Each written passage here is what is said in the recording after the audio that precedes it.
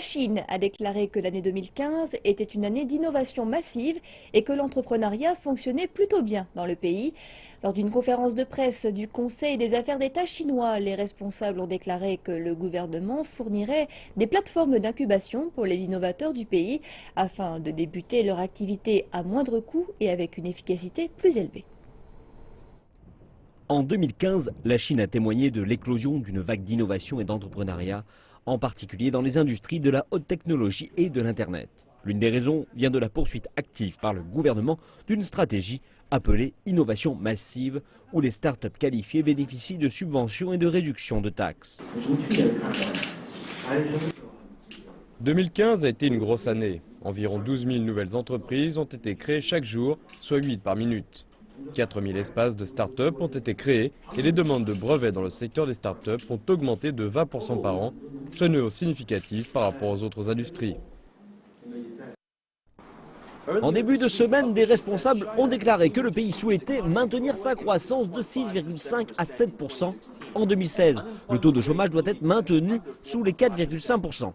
Et pour maintenir ce type de croissance, le gouvernement a besoin d'un nouveau moteur de croissance. Et selon les chiffres, le moteur fonctionne bien.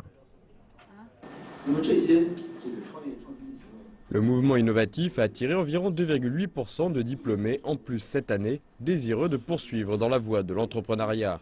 Nous avons également vu 2,4 millions de travailleurs migrants retourner dans leur village et démarrer leur activité.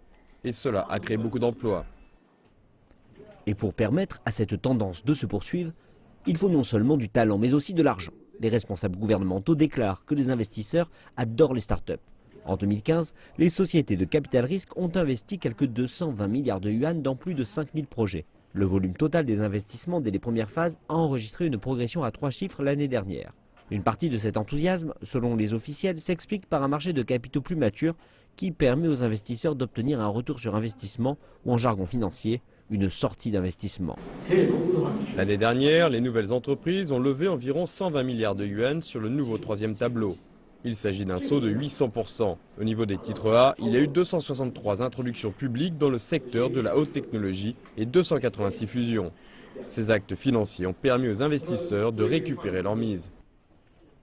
Les responsables déclarent que le gouvernement continuera de répondre aux obstacles actuels en promouvant l'innovation. Par exemple, plusieurs autorités locales, de même que des commerces, ne sont pas familiers avec les politiques.